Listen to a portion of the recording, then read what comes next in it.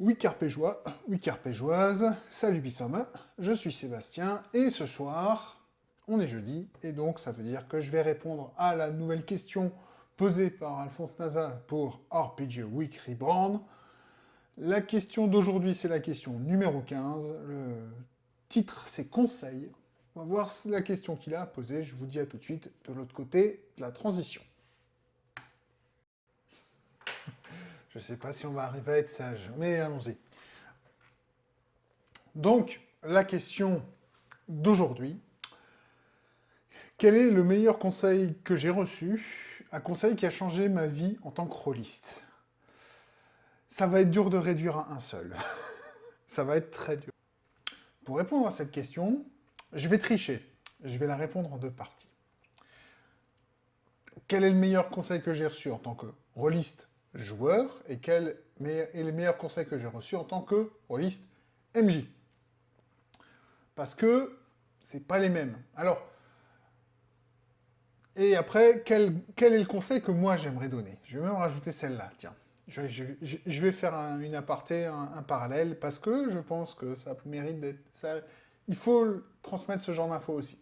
Donc, en tant que joueur, le conseil que j'ai reçu et qui est important, et en fait qui n'est pas que dans le jeu de rôle, mais ça a aussi changé ma manière de jouer au jeu de rôle, c'est ne cherche pas l'approbation de tes pairs, des autres joueurs. Joue comme tu as envie de jouer. Joue comme ça te fait plaisir. C'est con, mais c'est tellement important. Pourquoi? Parce qu'il y en a plein qui vont se sentir obligés de jouer d'une manière, d'une autre, d'intégrer ci, d'intégrer mi, juste parce que il faudrait pas que les gens en face désapprouvent ma manière de jouer. Il faudrait pas que les gens en face de moi à la table ne me considèrent pas comme un vrai joueur de jeu de rôle. Et ça, c'est la plus grosse connerie. Et ça, c'est aussi une vérité pour tous les autres hobbies qu'on a, en fait, pour tous les autres hobbies qu'on a.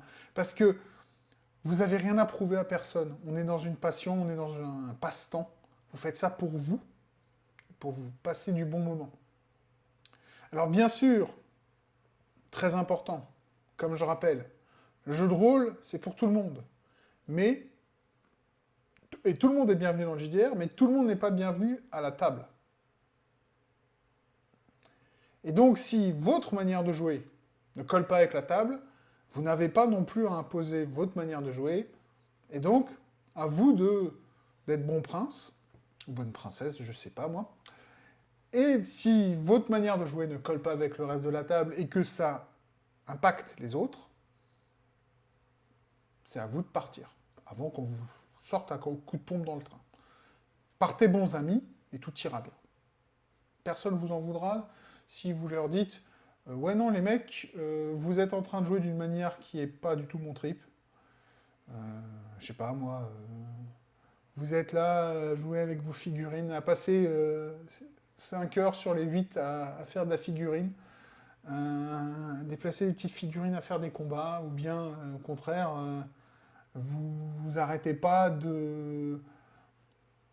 d'inventer des nouvelles règles que vous sortez de votre chapeau, vous appliquez pas les règles du bouquin. Voilà. À ce moment-là, partez. Il n'y a aucun problème à ça, mais c'est important que vous trouviez votre table et que ça ne sert à rien d'aller pourrir les autres parce que vous ne partagez pas la même vision du jeu, après tout. Donc voilà, assumez votre passion, assumez la manière que vous aimez jouer, mais acceptez aussi le fait que la table à laquelle vous êtes en ce moment n'est peut-être pas la table adaptée à cette manière de jouer. Donc à ce moment-là, vous aurez un choix. Soit vous acceptez de vous adapter à la table et vous jouez de la manière que cette table joue, ou bien vous allez faire votre table plus loin. Dans les deux cas, toujours moyen d'être bons amis, toujours moyen de bien jouer. Par exemple, je sais, moi, il y a des personnes que je fréquente, que je côtoie, que je considère comme des connaissances, voire même des amis, où je vais avoir du mal à jouer avec eux, au jeu de rôle, parce qu'on n'a pas du tout la même manière de jouer. On partage la passion, on peut avoir de très bonnes discussions sur le jeu de rôle, mais à la table, ça va grincer un peu. C'est pas grave. On a d'autres moments, d'autres choses à faire ensemble, donc c'est pas grave. Voilà. Donc n'ayez pas peur de votre manière de jouer, ne cherchez pas à, comme dit, à avoir l'approbation des autres. Ayez votre approbation de vous-même, sentez-vous bien dans votre manière de jouer. C'est ça qui compte avant tout. Les autres, après, si ça leur plaît pas, ben, tant pis pour eux. Voilà. Et en tant que MJ, le conseil, il est simple. En tant que MJ, le conseil qui a changé ma manière de jouer, c'est fais une session 0. Même pour un one-shot. Alors oui, ça veut dire des fois que un quart d'heure, une demi-heure avant ton one-shot, tu vas faire une mini-session 0, si c'est une partie publique par exemple, juste pour poser les trucs sur la table, et s'assurer que tout le monde a bien compris, c'est comme ça qu'on va jouer, c'est à ça qu'on va jouer, c'est ça que moi j'attends, qu'est-ce que vous attendez de cette partie, et on y va. Parce que si on n'établit pas cette ligne de référence, cette ligne de base, cette fondation, vous n'arriverez pas à construire une partie là-dessus. À un moment, ça va claquer. Donc, faites votre session 0. Je vous rappelle, j'ai fait une vidéo là-dessus. Alors bon, c'était une session 0 plutôt adaptée pour Pathfinder, D20 et compagnie. Hein, des jeux un peu donjons et dragonesques. Mais vous pouvez l'adapter pour n'importe quel type de jeu. Il n'y a aucun souci. Parce que la plupart des questions et des points qui sont vus dans cette session 0 sont agnostiques, ne sont pas liés à un système, ne sont pas liés à un type de jeu. Dans certains jeux, il y a des questions qui seront plus importantes que d'autres et inversement, mais en gros, c'est des questions que vous allez couvrir en général. Donc voilà. Et c'est vraiment un outil hyper important, parce que sans la session 0, ben, comme dit, vous n'avez pas le socle pour démarrer votre jeu. À un moment, vous allez vous retrouver dans une situation qui va vous faire perdre du temps, dérailler, voire carrément tuer la partie. Donc, c'est vraiment important. Pour moi, la session 0, c'est vraiment le truc le plus important pour un MJ à comprendre, surtout quand on est pour un débutant. Donc voilà. Et si je devais, moi, donner un conseil à quelqu'un qui démarre, ou même pas un rôliste en général, et qui n'est pas un de ces deux conseils-là que j'ai reçus, qu'est-ce que je pourrais bien lui recommander? C'est compliqué. Ne laissez jamais rien au sous-entendu. Ne laissez jamais rien d'implicite. Parce que l'implicite ne marche que pour ceux qui ont la référence ou ceux qui ont compris. Pour tous les autres, vous avez dit un truc qui n'a aucun sens. Pour vous, ça fait énormément de sens. Mais partager de l'information correctement, c'est aussi des fois s'assurer que tout le monde l'a eu, l'information. Et donc, n'hésitez pas des fois à dire clairement les choses, à faire une aparté. En tant qu'MJ ou en tant que joueur, votre personnage, il peut être aussi obscur que vous voulez. C'est pas un problème. Mais, en tant que joueur, par moment, n'hésitez pas à faire du méta-jeu, je sais que ça va faire hurler certains, à faire une aparté et dire, voilà ce que j'entends par là. Parce que c'est hyper important si vous voulez que les joueurs en face arrivent à rebondir sur ce que vous faites. Parce que le pire truc qui peut arriver, c'est qu'ils ne vous comprennent pas et qu'ils ignorent votre message. Parce que s'il y a un malentendu, que les gens réagissent, au moins vous pourrez reconstruire. Le pire qu'il y a, c'est que les gens ignorent ce que vous venez de dire. Parce qu'ils n'ont pas compris. Et à ce moment-là, en gros, ce que vous avez balancé n'a servi à rien, ni à personne. Même pas à vous.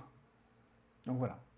Donc n'hésitez pas, ne laissez rien au sous-entendu, ne laissez rien implicite. Ça ne veut pas dire qu'il faut expliquer tout de manière pédante jusqu'au bout. Il y a des choses qui... Il y a certaines choses qui... Les gens comprendront et vous dire, ouais, c'est bon, on a compris. D'accord? Bon, ça ne sert à rien d'insister. Une fois qu'on vous a dit qu'on vous a compris, n'insistez pas non plus. Hein. C'est pas la peine. Mais il y a des choses qui doivent être précisées parce qu'on est dans un jeu de rôle, dans un jeu, excusez-moi, où la communication, c'est 80% du jeu. Qu'elle soit verbale ou pas. Et donc, si vous n'arrivez pas à transmettre une information correctement, ça va forcément à un moment poser des problèmes. Ou au pire, ça va vous frustrer. Si ça vous frustre, vous vous amusez plus. Si vous vous amusez plus, il n'y a pas de raison, excusez-moi, de rester à la table, comme d'habitude. Voilà. Donc, voilà. C'était le petit bonus à la question que Alphonse Nazin nous a posée. N'hésitez pas à aller sur sa vidéo, le lien est dans la description, et à y répondre. Je vous encourage fortement à le faire en vidéo aussi, ou à le faire par écrit si vous n'avez pas l'envie, le courage ou les moyens de vous lancer en vidéo. Rien à voir, avant de clore. J'ai vu passer il y a quelques jours les questions de RPG A Day qui vont démarrer pour le 1er août. Moi, je vais essayer d'enregistrer le moins de questions en avance et de le faire, si possible, tous les jours. Donc de le faire en flux tendu. Donc, le 31, je vais enregistrer pour le 1er, et ainsi de suite. Je vais essayer. Avec mon boulot, il se peut que les questions du jeudi et vendredi soient enregistrées en avance. Voilà. Mais, moi, je vous invite à aller voir sur Autocratique. Pareil, je mettrai le lien dans la description, n'hésitez pas à aller voir. Regardez les questions. Ils ont rajouté un petit truc cette année, c'est il y a une alternative aux questions. Si vous n'avez pas envie de questions ou d'utiliser le mot-clé, il y a une quête. Vous avez un tableau avec des thèmes et un des 10 à jeter chaque jour. Et vous répondez, enfin vous faites la tâche qui est donnée par le D10 et le thème. Et puis voilà. Je trouve ça très intéressant. Il se peut que j'en utilise quelques-unes, si les questions ne m'inspirent pas. Voilà. En tout cas, cette vidéo est maintenant terminée. Je vous remercie de votre attention. Comme d'habitude, je vous souhaite de trouver ce qui vous rend heureux. Et en attendant ma prochaine vidéo qui sera 15 minutes chrono sur je ne sais pas quoi encore, je vous dis à bientôt, ou plutôt comme on dit chez moi, bis nächste Mal.